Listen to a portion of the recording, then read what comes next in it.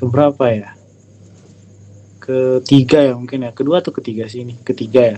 Nah di sini kita akan ngebahas sedikit mengenai tools Figma gitu. Sebenarnya sebelumnya dari UI UX itu sendiri sebenarnya bebas sih mau make tools apapun, tapi biasanya yang paling terkenal sekarang di sini teman-teman UI UX itu memakai Figma itu sendiri. Jadi sebenarnya ada XD, ada Sketch, cuman ya tergantung kebutuhan teman-teman masing-masing. Sebenarnya fungsinya sama sih, cuman kayak tergantung kebiasaan teman-teman aja gitu. Cuman menurutku untuk Figma sendiri sebenarnya paket lengkap sih. Jadi kalau di Adobe XD itu biasanya berbayar gitu. Jadi ya paling ideal menurutku Figma sih untuk sekarang. Nah di sini seperti yang aku katakan, kita sebenarnya banyak ya. Ada basic pertama itu di sini ada membahas mengenai workspace dan navigation. Terus nanti juga kita ada beberapa tools di sini. Terus juga di sini ada prem, text dan saves gitu. Nah, mungkin kita bahas satu persatu dulu. Kita lihat nanti waktunya gitu, cukup atau enggaknya. Mungkin kita ngalur aja sih kalau nggak cukup. Kita lanjutkan pertemuan selanjutnya. Nah, di sini kita masuk ke workspace dan navigation. Nah, mungkin teman-teman bisa dilihat dulu di sini. Kita bisa memulai dengan navigasi dengan kita bisa ya di sini ada namanya fitur panning, bergerak bisa ke kiri, kanan, ke atas. Mungkin bisa lihat animasi di sebelah kanan kita ini.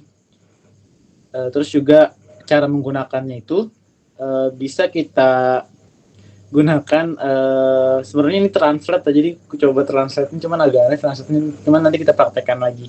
Di sini ada bisa menahan spasi dan juga kita bisa kita sambil klik lalu seret gitu. Gunakan alat tangan dan klik di belah alat atau tekanan. Mungkin kita coba praktekkan ya. Nah di sini kita bisa menggunakan keyboard H. Kalau kita tekan H, kita akan memunculkan tangan seperti ini. Kita bisa menggerakkan layar kita. Atau kalau mau secara manual, kita bisa klik di bagian atas ini. Terlihat kan ya teman-teman ya? Nah, di atas ini kita bisa klik itu buat menggerakkan navigasi kita. Misal kita pengen mengarahkan kemana gitu. Jadi bisa sambil ditekan, klik kiri, kita sambil menggerakkan kursor kita gitu. Atau kita juga bisa menggunakan mouse atau trackpad kita. Nah, jadi sebenarnya bisa sih kalau trackpad itu, kalau nggak pakai mouse, kalau teman-teman yang nggak biasa pakai mouse, bisa menggunakan dua jari gitu, diarahkan ke kiri kanan, dia akan secara otomatis gitu. Untuk menzoomnya pun kita juga bisa gunakan trackpadnya, entah kita zoom seperti ini atau kita zoom in atau zoom out seperti itu gitu. Dan juga kita mungkin bisa menggunakan CTRL itu untuk menggunakan, ini yang mouse ya, untuk zoom in zoom out. Kita bisa menggunakan CTRL atau CMD ini untuk teman-teman apa ya, MacBook mungkin ya, iOS gitu. Kita tekan CTRL-nya terus kita zoom in zoom out gitu pakai CTRL, tapi kita bisa menggunakan mouse kita. Dan juga bisa juga kalau mau zooming kita tekan Z seperti ini, kita klik kiri maka akan otomatis menzoom seperti itu. Ini dasar sekali ya, cuman teman-teman nanti bisa disesuaikan aja keperluannya. Itu untuk navigasinya. Jadi di sini yang pertama tadi ada tangan, ini aku nyebutnya tangan ya, hand tool ya, bisa kita klik H itu untuk menggerakkan navigasinya. Terus juga kita bisa zoom in zoom out gitu, zoom in zoom out, entah pakai trackpad atau pakai mouse itu sendiri. Itu yang pertama, mungkin teman-teman bisa semua ya mencoba itu ya. Terus di sini ada beberapa penjelasan workspace. Jadi di Figma itu ada beberapa workspace yang kita pakai. Yang pertama itu di kiri, sidebar kiri. Di sini tempat frame-frame yang kalian buat gitu. Jadi mungkin nanti teman-teman bakal ngebuat frame. Misalkan kita buat nanti kita belajar buat frame ya. Ini aku contohkan frame 1. Nah, maka otomatis dia akan muncul di sebelah kiri atau sidebar kiri. Itu tuh untuk memanage nantinya desain-desain teman-teman semuanya. Ini khusus untuk memanage frame-frame-nya. Terus di sebelah kanan, sidebar kanan di sini itu tuh untuk kayak ngatur mungkin seberapa panjang frame-nya atau seberapa panjang desain yang teman-teman yang mau buat, atau mungkin mau ngasih warna. Intinya hal-hal yang berkaitan dengan frame itu tuh bakal dipakai di sebelah kanan ini. Kita contohkan, misalkan frame yang kita buat tadi atau segi 4 deh. Nah, kita buat misal dulu ya. Ini segi 4. Ini kan di kiri tadi buat yang memilih frame mana atau frame mana atau desain mana yang pengen kita edit. Ketika udah kita klik di sini, kita bisa ngatur warnanya di sebelah kanan. Bisa secara seperti ini, atau bisa kita ambil warna dari manapun, mungkin seperti itu. Terus juga panjangnya bisa kita atur di sini, tingginya juga seperti itu. Mungkin teman-teman bisa dicoba sendiri nantinya untuk masalah workspace ini. Terus di atas di sini ada toolbar. Teman-teman bisa memakai beberapa alat. Nah, di sini ada frame. Kalau teman-teman mau ngebuat frame, nanti kita jelaskan satu-satu apa sih fungsi frame, apa bedanya dengan segi 4 ini gitu. Nah, di sini kita bisa ada pen tool, di sini ada pensil. Jadi teman-teman menyesuaikan. Nah, intinya sebenarnya ini paket lengkap sih semuanya sudah untuk keperluan teman-teman buat ngedesain gitu. Jadi sebenarnya cuman perlu ini kan teman-teman bakal bisa menguasai Figma gitu. Seperti itu ya guys. Lanjut, ya yang jelas di tengah-tengah ini adalah kanvas, tempat dimana kita akan melakukan desain gitu. Oke, mungkin seperti itu. Jadi ada sidebar kiri untuk nge-manage frame atau desain kalian, bagian-bagiannya. Terus ini buat ngedit desainnya atau bagian-bagiannya. Terus di atas ini ada tools-toolsnya. Teman-teman bisa menggunakannya sesuai keperluan teman-teman masing-masing. Lanjut. Oke, di sini dikatakan kita bisa membuat kanvas itu secara full.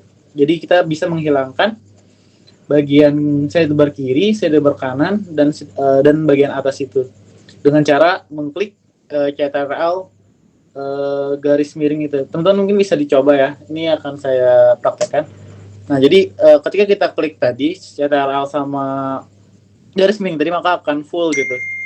Kalau kita pengen puas ngelihatnya, kita bisa kalau pengen ngelihat desain kita secara full gitu, kita bisa ngeklik itu biar gak keganggu gitu. Dan cara mengembalikannya, tekan kembali CTRL sama garis miring itu tadi. Ini kalau aku dirasa kurang jelas atau kayak kecepatan, tolong ditanyain aja langsung ya semuanya. Oke, lanjut. Di sini ada sidebar bagian kiri. Nah, di sini yang seperti gue katakan tadi, di kiri itu bagian layers dan asset panels gitu. Kita bisa membuat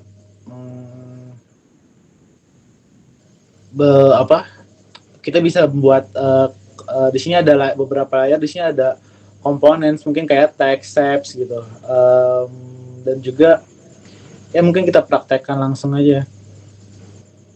Ini translate-nya agak ngawur sih. Oke, intinya di sebelah kiri itu bagian layers. Mungkin kita contohkan tadi, misal nih kita bikin di sini lagi. Di sini kita bisa mengganti nama frames ini dengan cara entah bisa klik kanan, nanti bakal ada rename, atau kita bisa secara singkat menggunakan CTRL-R. Nah, kita bisa mengganti misalkan di sini contoh, atau biasanya kalau UX button gitu. Nah, button kita contoh. Nah, terus mungkin misalkan tuh aku ngedesain biasanya kita bisa secara manual, entah atau di sini mungkin 300, tingginya misalkan 50. Nah, di sini kita bisa ngatur layers kita dan kita bisa menambahkan teks. Nah, sesuai keperluan kita. Ini sama apa ya? Tinggal kita ketika kita klik ini kita bisa langsung masukkan ini ke frames-nya. Nah, otomatis dia akan masuk ke frames tersebut. Misalkan di sini login. Login. Nah, seperti itu. Jadi di bagian sidebar kiri ini kita bisa ngelakuin apa ya? Manage file kita gitu. Jadi misalkan kita mau ngedit button nih, kita cari di sini, atau mau ngedit teksnya, kita bisa ngatur di bagian kanannya. Ini istilahnya kayak detailnya gitu. Misalkan mau ditambahin ukuran teksnya berapa, misalkan berapa ya? 24. Nah, maka otomatis di sini kita bisa secara manual juga, atau mau di sini mentengahin, mungkin seperti itu. Ini harapannya teman-teman bisa dicoba sendiri ya guys, untuk ini warnanya kita bisa ganti mungkin jadi warna ungu. Nah, mungkin seperti itu untuk contoh aja. Nah, jadi kita bisa manage-nya di sini. Nah, mungkin kita bisa edit gitu. Nah, apa sih bedanya sebenarnya frame sama ini kan frame nih. Terus ada juga nanti steps range atau segi empat. Nah, kalau segi empat ini bedanya sama frame ini, kita gak bisa memasukkan file lagi gitu. Kita gak bisa memasukkan teks kayak di dalam ini. Nah, kita itu kayak sendiri gitu, dia gak bisa apa ya dimasukin gitu. Kalau mau bikin gimana ngejelasin ya. Intinya frame itu kita bisa masukin komponen lain ke dalam frame. Kalau Ranger ini kita gak bisa memasukkannya. Jadi gak nyatu gitu. Misal teks. Aduh. Misal kita bikin teks lagi misal nih. Nah, dia misalkan contoh. Sorry ini agak sana kemarin aku ngejelasinnya. Nah, dia kalau di bagian sidebar kiri ini dia gak nyambung gitu. Gak masuk kecuali kita grupkan. Itu digrupkan, nanti mungkin aku jelaskan setelah ini ya. Kita grup gitu, harus kita grup dulu atau kita masukin frame selection dulu. Maka otomatis dia bakal masuk. Nah, di sini ada range dan teks contoh ini. Seperti itu. Jadi kita bisa tergabung gitu. Semisal gak ada frame ini,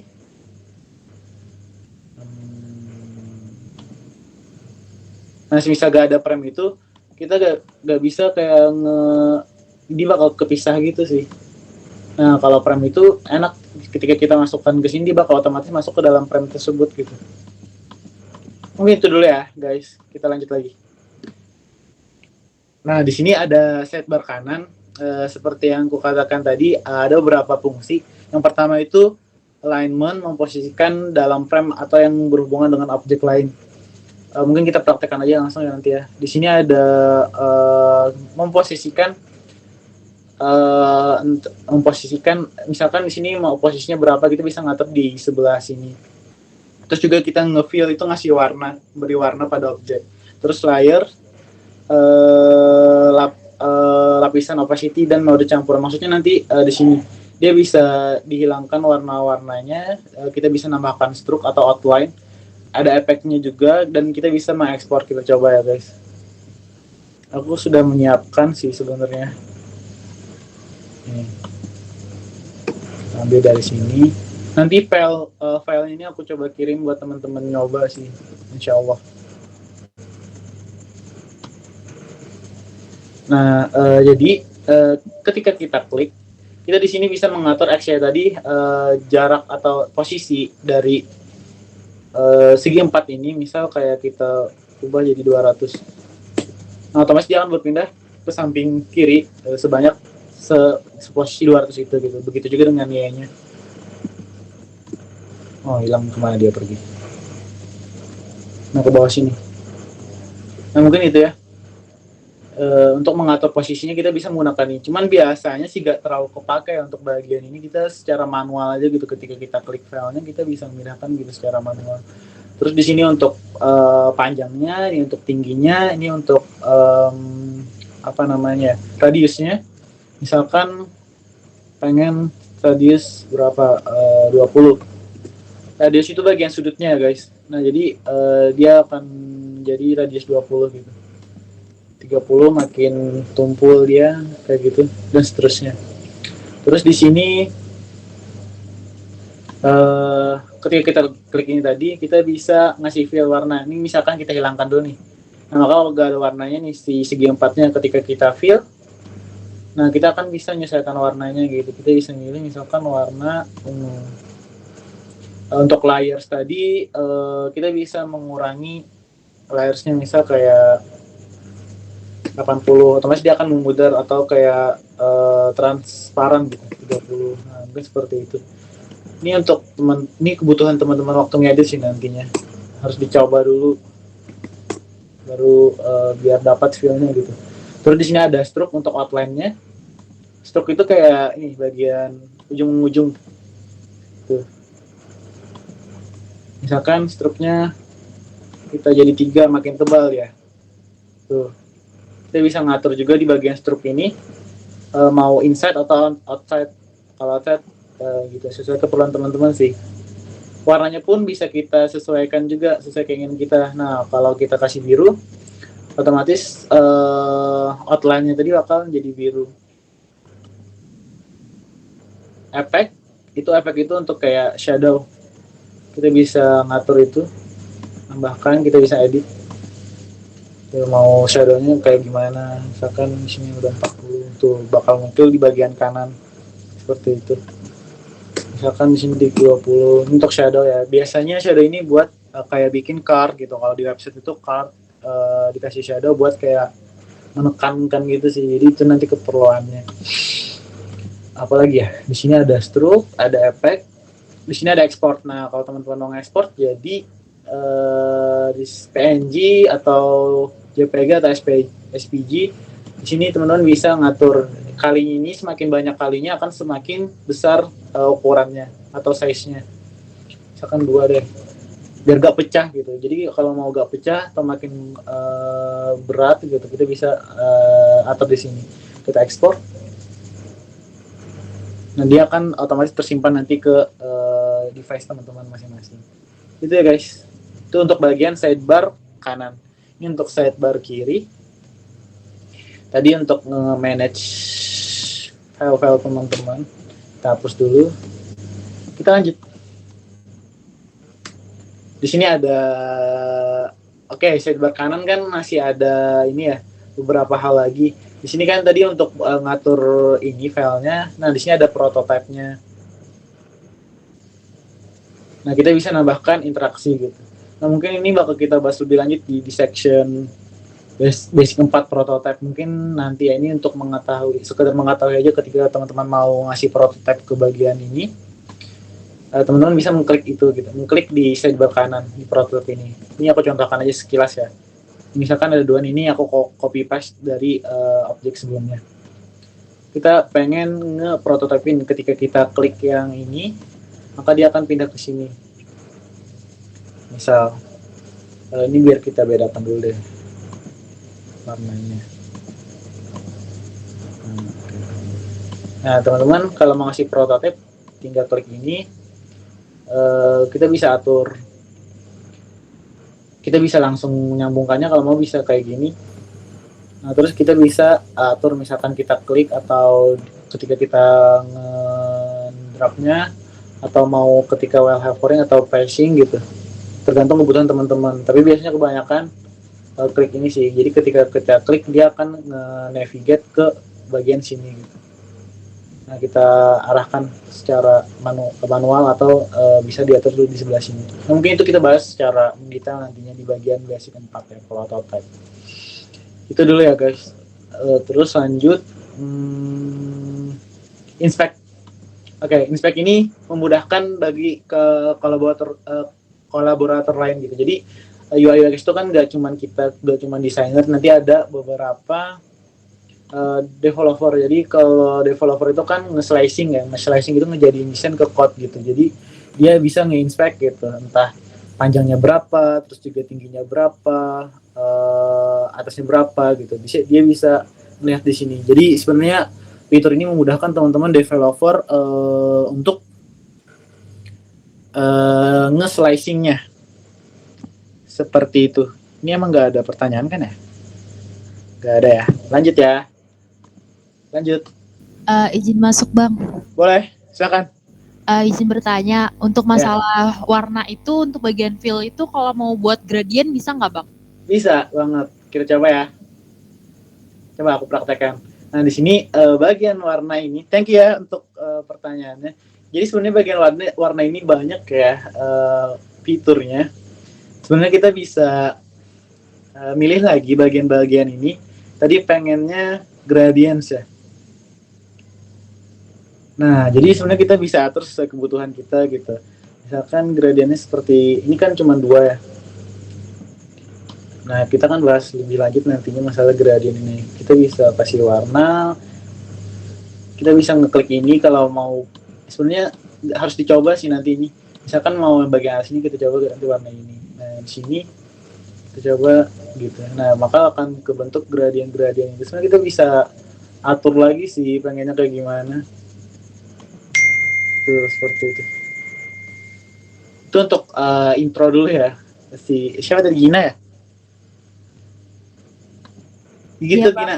Nah, makasih banyak Bang. Oke, jadi teman-teman kalau mau coba sebenarnya ada beberapa macam ini sih jenis sih.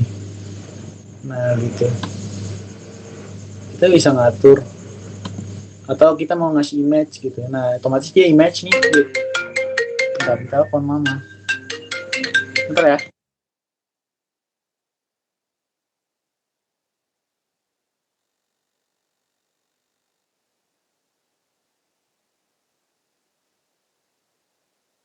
Oke, lanjut. Nah, jadi di sini kan kita bisa ngatur juga image gitu atau video. Misalkan image dulu deh. Nah, ketika kita bisa kasih image kita. Misalkan bentar. Fotonya apa ya? Kan ini deh. Nah, otomatis dia akan masuk gitu. Kita bisa ngatur lagi mau di fit atau di crop. Sebenarnya fleksibel banget sih kalau Figma ini. Kalau teman-teman ngedalaminnya mudah banget gitu. Kayak Canva, kalian pernah nyoba Canva gak? Sejenis Canva bahkan lebih mudah daripada Canva seharusnya. Nah, terus di sini ada video kalau mau masukin video. Dan kita Ctrl Z ya. Seperti itu. Apalagi ya? Oke, nanti kita belajar juga mengenai plugin. Jadi sebenarnya kalau teman-teman mau bikin warna, sebenarnya agak random ya kemana-mana ya, cuman nggak apa. Plugin itu teman-teman bisa kalau mau gradient gitu, teman-teman bisa sebenarnya pakai plugin aja gitu. Jadi langsung secara auto dia dibikinin plugin, jadi nggak perlu secara manual seperti ini. Mungkin kita belajar nantinya, insya Allah. Mungkin seperti itu. Ada pertanyaan lagi?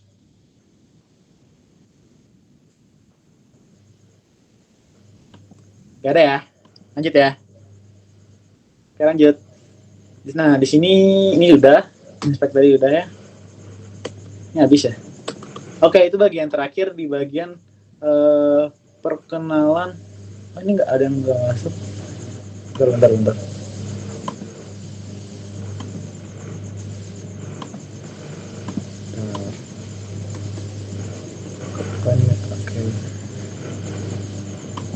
Oke. Nah, jadi sampai mana tadi, kita coba dari sini aja deh. Nah, jadi di bagian atas ini katanya sebenarnya alat-alat di sini semuanya berada di atas itu gitu. Dan aduh, ini amburadul banget translate-nya. Nah, jadi sebenarnya kataku tadi di bagian atas ini sebenarnya sudah mencakup semuanya sih. Mungkin kayak gitu maksudnya. Lanjut ke slide selanjutnya. Nah, ini untuk teman-teman kalau mau collapse. Jadi ada yang mau sukarelawan nggak ya masuk ke sini satu? Ada yang sambil buka Figma nggak? Ada bang. Oke, kita coba ya. Kita coba linknya.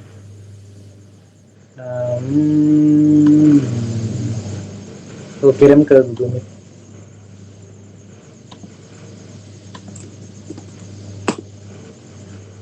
Coba deh masuk.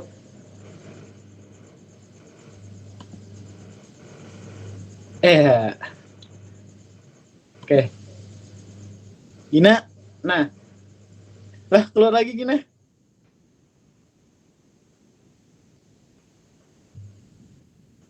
Ya, siapa nih? Fajar, Gina. Nah, kita bisa kolaborasi kalau mau ngomong gitu. Bentar, ini progress. Bentar. Kok nggak ada fitur ini ya? Fitur mic ya? Biasanya kok bisa? Oh ini gak pro, ini harus yang berbayar. Oke, intinya teman-teman kalau nanti punya Figma yang berbayar atau teman-teman punya Figma yang student gitu, sebenarnya bisa gunain fitur yang di sebelah kanan atas ini buat collapse gitu, buat ngomong gitu. Jadi ketika kita klik bagian atas kanan itu, kita bisa ngomong gitu, kayak apa ya, kayak voice chat atau voice note gitu. Intinya kayak gitulah. Dan juga coba lihat, bentar. Teman-teman bisa ikuti course aku dengan cara mengklik namaku di bagian atas itu. Coba klik nama ini. Nah, ketika kita klik itu, kita akan otomatis ngikutin Fajar. Ini kan aku ngeklik akun Fajar kan. Coba Fajar gerak-gerakin kursornya kemanapun. Lagi banyakin ke kiri atau ke kanan gitu. Nah, otomatis dia akan ngikut Fajar gitu. Misal ini komunikasi kita, ikutin aku dong atau lihat desain aku dong. Terus jangan diedit ya ininya ya, desainnya ya. Kalian bisa ngedit gak sih? Ngopi doang ya? View only bang. Oke. Aku mulai panik. Oke, nah misalkan si Bang Gusti misalkan gitu, atau siapa nih?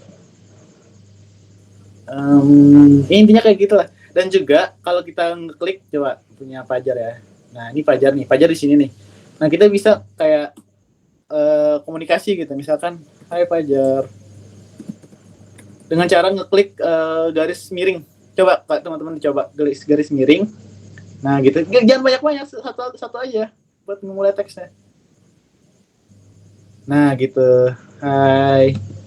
Nah jadi sebenarnya ini berguna guys buat teman-teman desainer berkolaborasi gitu. Misalkan bagian ini tolong direvisi gitu. Nah mungkin kayak gitu sih, siap. Nah mungkin kayak gitu ya. Itu untuk contoh aja. Lanjut dulu ya. Oke, teman-teman mungkin bisa stop dulu. Aku agak ke distract sebenarnya. Oke, sampai di sini. Nah di sini ada PicJam.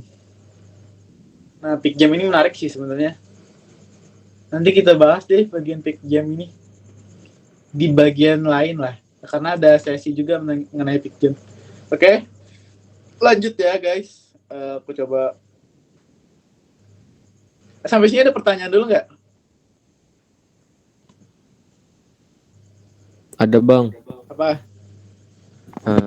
Perkenalkan, nama saya Fajar Hidayat. Oke. Izin bertanya. Ini kan pertemuan pertama saya nih di sini, jadi izin bertanya. Cara ekspornya gimana bang? Maksudnya itu kan tadi ekspor yang per item, yang itunya tuh, yang kotak kecil itu, misalkan ekspor semuanya gitu. Yang semuanya bisa seginian maksudnya? Semua page-nya bang, maksudnya semua page-nya. Oke. Atau misalkan hendak diseleksi gitu. Oke. Terima kasih bang. Oke. Nah sebenarnya kalau mau semuanya sebenarnya bisa sih kita seleksi kayak gini. Kita seleksi dulu. Ini harus per page ya. Misalkan ini kita jauhin dulu. Kita kita masukin semuanya kayak gini. Nah ini udah kan nih. Nah terus kita export. Aku belum pernah nyoba sih. Nah jadi sebenarnya kalau kita selection ya, di sini ada 11 layers, di sini ada keterangannya. Jadi yang kita seleksi tadi ada 11 layer, ada 11 frame, ada 11 bagian gitu. Ketika kita klik maka dia akan 11-11-nya Fajar ke export. Kayak gitu. Nah, enggak Fajar.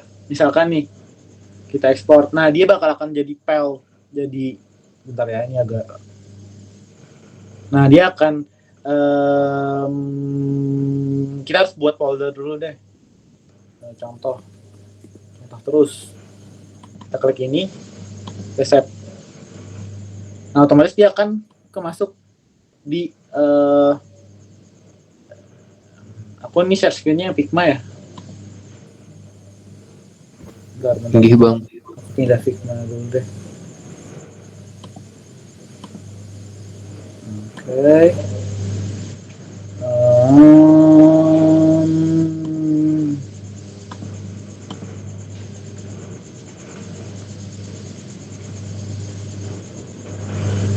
Ya, oke. Nah, kita kan sudah kesimpan tadi di file tadi.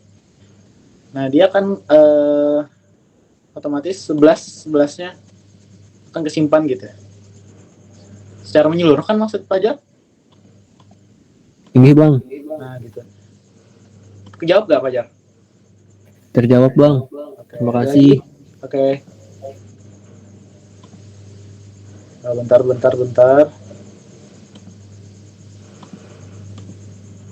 Nah, lanjut ya.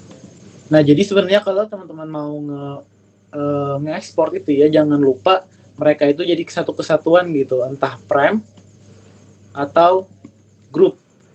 Nah, jadi sebenarnya fungsi frame sama grup itu sama gitu. Jangan sampai teman-teman kalau mau ekspor ini jangan sampai yang dua ini di luar gitu. Kan kelihatan nih, ini di dalam kan nih, kita bisa nge-export ini, otomatis dia akan ke-export semuanya. Nah, misalkan nih contohnya di luar, kita keluarkan. Masuk lagi dia. Nah, misalkan bentar ya, ini contohnya. Misalkan frame deh. Nih, bentar ya, ini contoh ya.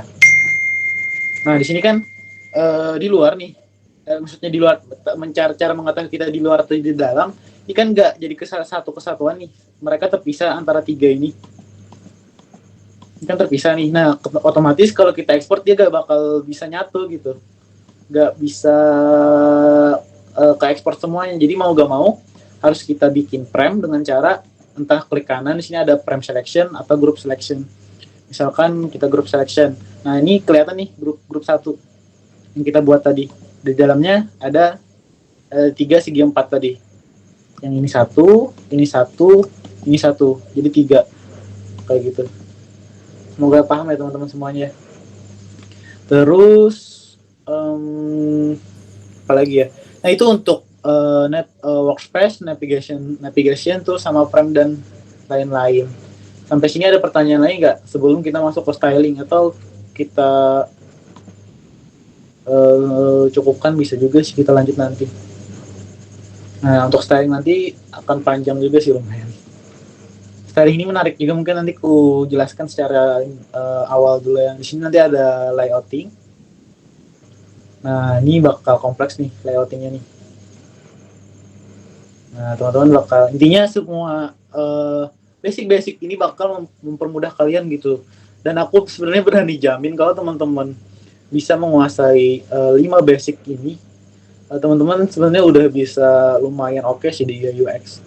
Dan fundamental UI UX-nya juga harus paham juga sih, entah warna, cara pemilihan warna, terus juga mungkin spacing dan lain-lain lah. Nah, kalau teman-teman bisa menguasai beberapa hal tersebut, teman-teman bisa udah oke gitu desainnya. Di sini ada prototype, ada kolaborasi. Kolaborasi ini menarik juga guys nanti di PicJam. Jadi Figma itu ada 2, ada PicJam sama Figma biasa gini buat ngedesain. Nah, seperti itu. Gimana? Ada pertanyaan dulu nggak? Kita bahas sedikit nanti masalah styling ini. Nah di sini udah aku buatin panduannya. Bukan aku sih, aku ngopi di sumber belajar aku. Tapi ini udah oke banget. Gimana? Ada ini dulu nggak? Ada tanggapan dulu lagi?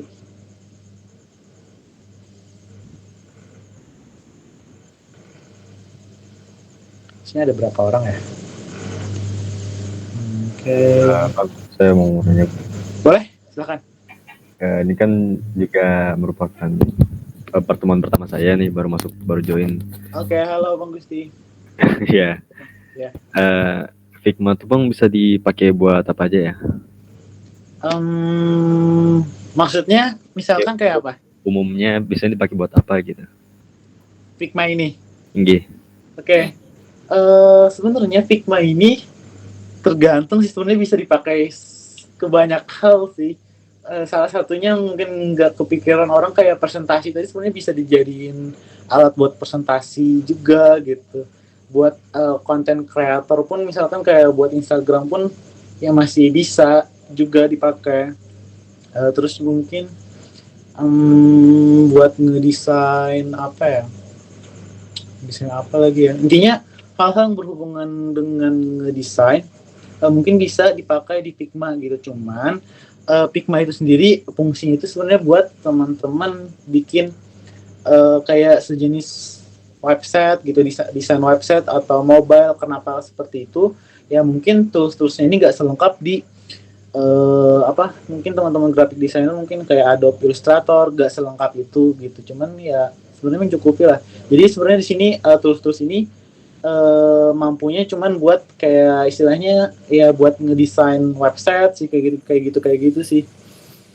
Mungkin seperti itu. Jadi sebenarnya kayak Instagram pun tuh sebenarnya pun bisa gitu. Instagramnya GDSC pun itu kayaknya didesain di Figma sih teman-teman. Itu semua teman-teman core team yang bikin gitu.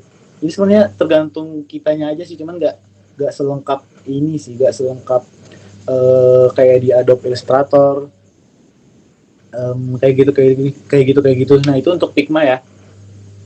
Nah terus juga, nah itu kata leader kita. Nah terus juga di Figma ini kan ada nih plus fiturnya nih, ada inspect tadi buat teman-teman developer.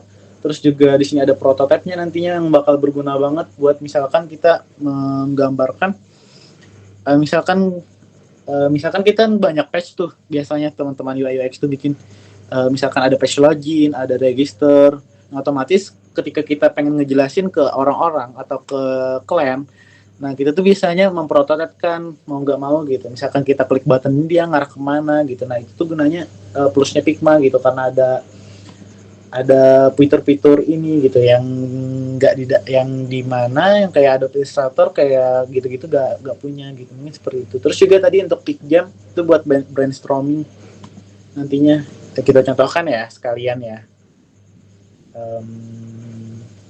Ya gitu, tinggal bisa ngeklik ini. Nanti kita bahas ini secara mendetail fungsi-fungsi dari. Nah, di sini kita bisa brainstorming gitu, karena UI UX itu sepengalaman aku gak bakal lepas dari brainstorming itu sendiri. Dan Figma pun kayak menyediain template gitu. Kita bisa di sini gitu. Kita bisa ngeklik ide-ide kita di sini gitu. Nah, di sini ada nama aku kan di bawah sini. Ada nama aku. Nah, otomatis nanti kalau teman-teman bergabung, teman-teman yang lain bergabung, otomatis dia akan punya namanya masing-masing di sini gitu. Jadi menandakan itu pendapat dari siapa atau solusi dari siapa. Mungkin kayak gitu. Semoga terjawab ya Gusti. Terjawab gak? Terjawab banget Bang. Kasih Bang. Oke. Ada yang lain? Kayaknya kita sampai ini dulu deh ya, bagian basic 1 dulu deh ya.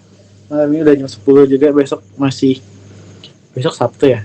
Mungkin ada yang berkegiatan masih. Ada lagi nggak? Kayak yang support banget sih sebenarnya. Enak banget gitu. Dan klik ini kita bisa ngikutin kursor teman kita. Ada lagi nggak? Nah kalau nggak ada, kita coba intro dulu ya mengenai styling. Nah, sebenarnya apa sih styling itu?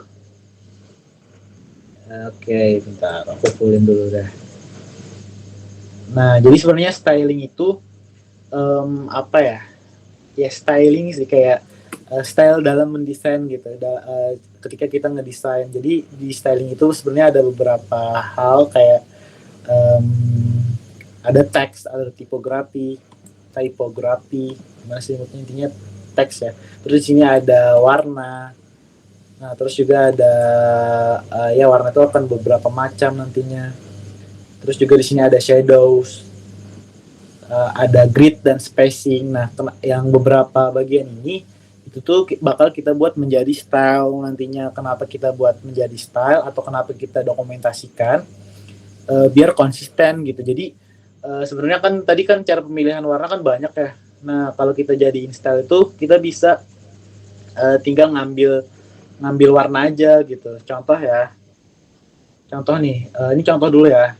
Misalkan aku pengen ngambil bentar, oke ini image ya. Oke. Nah, ini misal dulu ya. Nah, ini. Terus kita mau bikin style warna, misal.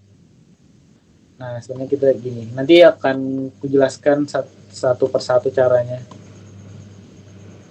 Bentar. Copy paste dulu. Copy paste. Nah, bentar ya, lihat ya. Ini kita ambil warnanya. Oke, ini sebenarnya ada beberapa tips sih. Jadi teman-teman kan cara mengambil warna tadi kan sebenarnya bisa kayak gini. Kita pakai ini. Nah, kalau mau secara langsung kita bisa ngeklik keyboard kita I. Nah, jadi dia otomatis bakal ngambil warna gitu. Misalkan frame yang pengen kita ganti warna ini, ketika kita klik keyboard I, kita ambil warna ini, maka dia otomatis. Jadi nggak perlu secara manual tadi. Misalkan ini. Nah, oke. Ini kan udah nih ada 3 warna nih. Anggap ini warna utama kita gitu, warna primary-nya.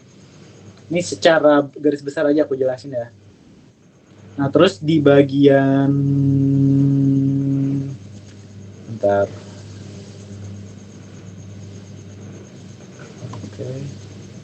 Nah, ini sebenarnya color style-nya ketika kita udah dokumentasikan, cuman kita coba bikin baru. Oke, bentar. Kita bisa ngeklik ini button ini style. Nah, kita bisa nambah nih. Kita kan ngeklik frame yang ini tadi, warna biru ini. Kita tambah. Nah, otomatis dia bakal langsung ke apa ya? Kayak terdokumentasi secara otomatis gitu. Misalkan namanya primary. Description-nya untuk button. Biasanya warna primary itu untuk button dipakainya. Kita create style. Nah, otomatis dia bakal misal nih kita mau bikin segi 4 baru lagi. Nah, kita mau kasih warna biru tadi, warna biru ini gitu. Biar konsisten, biar gak nyari secara manual. Kita bisa ngeklik bagian ini, stylenya tadi. Nih, kita bisa klik gitu. Nah, terus dia akan sama persis kayak itu, kayak yang kita dokumentasikan tadi. Kita contohkan lagi sekali ya. Kita klik ini, tambah ini, misalkan ini secondary-nya. Ini untuk apa ya misalnya background mungkin. Kita kristal, otomatis dia akan nambah kan ya di style kita. Kita bikin segi 4 baru lagi. Sebenarnya nggak harus segi 4 sih, mungkin nanti bakal ada button atau apa gitu. Cuman ini sebagai contoh aja. Ini kan nggak ada warna nih. Kita fill.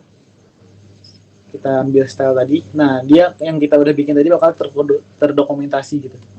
Nah, seperti itu. Nah, otomatis dan juga ketika kita klik apapun, color style yang kita buat tadi bakal kelihatan gitu. Seperti itu. Semoga paham ya guys apa yang aku jelaskan. Dan begitu juga nanti dengan teks. Nih, teks kan ada nih. Anggapnya dia ngedetek teks ini nih. Nih teksnya. Kita sama kayak tadi. Bisa kita tambahkan. Nah, misalkan heading kan banyak macam-macam teks itu nantinya. Heading 1 misalkan. Nah, dia akan terdokumentasi di teks. Nah, di bagian sebelah sidebar kanan ini. Apa sih gunanya heading ini? Gunanya heading ini buat konsisten gitu, konsisten karena di bagian website itu mungkin aku coba contohkan ya di kasusku secara langsung gitu. Karena di bagian website itu, bentar ya guys, bentar mana ya home ngelag banget berat. Ini salah satu project yang aku kerjakan ya guys. Nah, oke. Nah jadi ini kan tadi kan aku udah contohkan tuh, di sini ada textile, di sini ada heading. Jadi ada heading 1. Nah otomatis dia bakal terdokumentasi gitu. Jadi teman-teman gak konsisten karena di UI UX itu memang harus kayak konsisten gitu. Misalkan di sini kan ada nih judul nih. Nah otomatis di sini kita bisa ngudain misalkan heading berapa gitu. Nah jadi kita bisa konsisten gitu ngepakainya. Misalkan di sini heading 2 atau heading 3 gitu. Jadi ya tergantung aturan teman-teman nantinya. Semoga tercerahkan ya. Nah, di sini ada warna, di sini nanti kita belajar bikin primary. Nah, di sini ada untuk border, ada hover, ada mine gitu. Secondary-nya. Warna netral itu buat teks nanti. Nah, di sini. Jadi kayak gitu sih. Danger-nya. Mungkin kayak gitu ya, guys. Intro untuk style itu kenapa kita perlu memakai style. Dan nanti mungkin nggak kebayang banget sih buat teman-teman semuanya, cuman mungkin di pertemuan selanjutnya kita bakal bahas styling itu sendiri. Mungkin kayaknya itu aja deh dariku. Ada pertanyaan lain nggak? Apapun.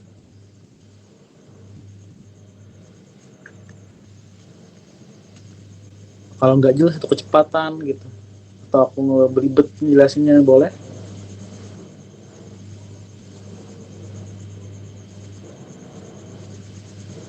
Aman aja bang, siap.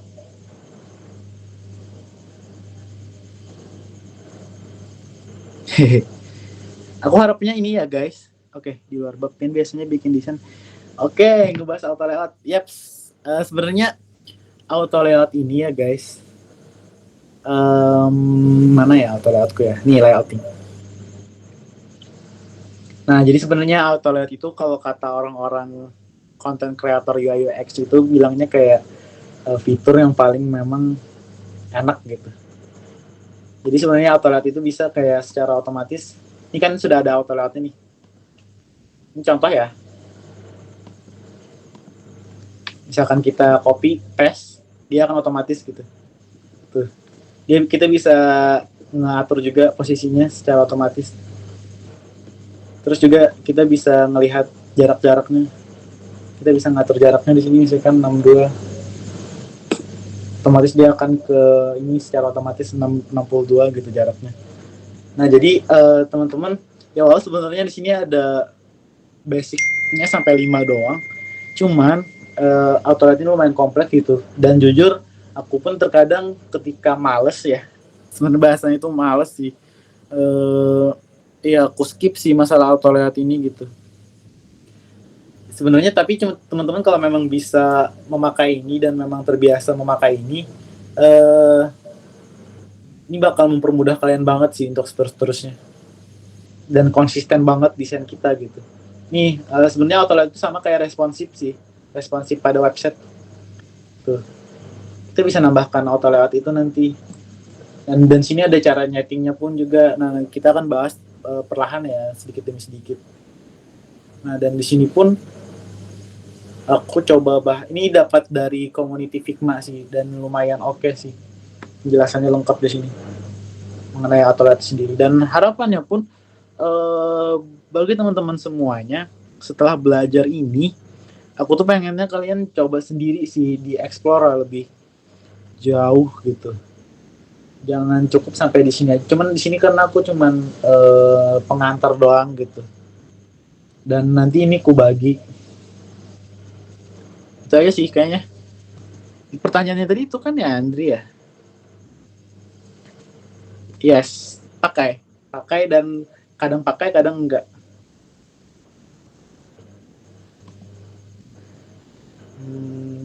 Bentar ya. Kayak gitu sih. Jadi kayak kadang pun di sini banyak banget yang aku skip, kadang nggak pakai auto layout gitu. Kalau emang udah lagi males banget ya aku skip. Tapi harapannya sih teman-teman terbiasa gitu nantinya menggunakan auto layout nantinya ketika udah paham atau udah mulai nge-explore. Karena ini bakal mempermudah kalian banget gitu. Nah, kita bisa ngedit kan ya secara enak lah. Gimana Andri? Ada pertanyaan lebih lanjut kah?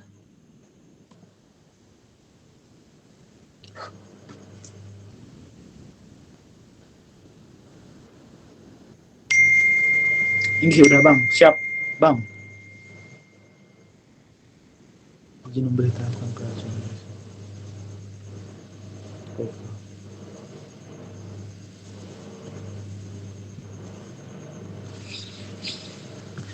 kalau nggak ada lagi kayaknya kita cukupkan ya.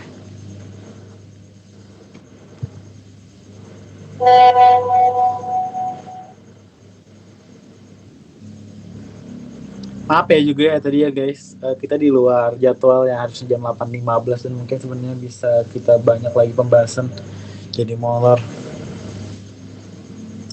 Mungkin minggu depan kita bakal ketemu lagi sih, masih membahas mengenai ini.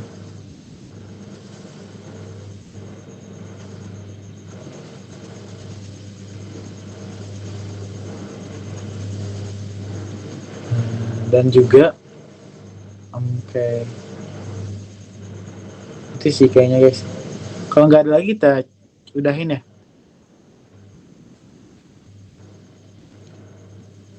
Tuh ditanyain Abang Rusyadi. Enggak, aku nanya cuma buat ini aja. Kalau udah di luar forum baru aku mau cerita apa? Bukan cerita-cerita sih, nanya kabar kalian gitu. Halo, ini suaraku jelaskan ya? Jelas bang, suaranya bang terdengar. Oke. Nah, tapi kalau udah ini aja, kalau udah kelar kalau udah kelar apa? Kalau udah kelar kelasnya Sesi ya? aja gitu. Nggak di luar ini kan? Ya, di luar sesi. Oke, kayaknya kita cukupan aja Bang Rus. Kalau emang udah gak ada pertanyaan lagi, kita bisa lanjutkan di pertemuan selanjutnya. Dan mungkin itu aja ya pertemuan kita pada Studi Jam UIX ketiga ini. Sampai bertemu di Studi Jam selanjutnya. Dan terima kasih atas kehadiran teman-teman. Ku apresiasi buat diri kalian dan diri kita masing-masing karena udah menyempatkan di waktu-waktu kalian gitu untuk mengikuti kegiatan ini. Terima kasih. Ku akhiri dengan wassalamualaikum warahmatullahi wabarakatuh. Selamat malam semuanya. Waalaikumsalam warahmatullahi wabarakatuh. Waalaikumsalam Malam warahmatullahi kakak, wabarakatuh. terima kasih. Salam. Bye. Bang. Yo. Kalau ada yang mau bertahan bisa bertahan ya, kita ini aja sih. Kalau enggak ya duluan aja nggak apa-apa.